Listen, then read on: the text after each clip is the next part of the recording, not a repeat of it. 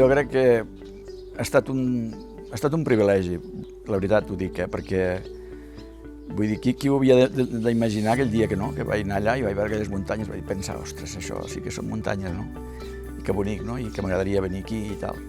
I que al final hi treballés durant 28 anys. La veritat és que n'estic content d'aquesta part de la meva vida, i d'altres també, no? Però vull dir que aquesta, sobretot, crec que he estat un privilegiat en aquest aspecte. I, bueno, aquests anys han estat molt... Hi ha hagut de tot, no?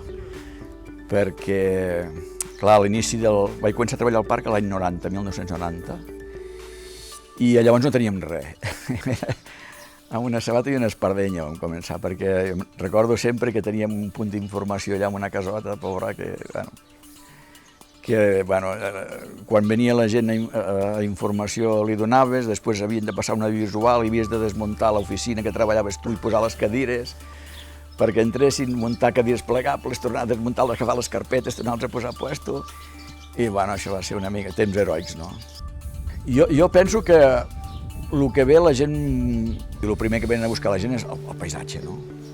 El que hem de tenir en compte que aquí tenim uns paisatges, aquí al Pallars i el Parc Nacional en concret, que són, volta al món i quan tornes dius, carai, no està tan malament, no? Tenim aquí unes coses que realment val la pena ensenyar. I la gent el que ve a mirar és això, no està acostumada a aquests paisatges, aquesta grandiositat, aquesta espectacularitat.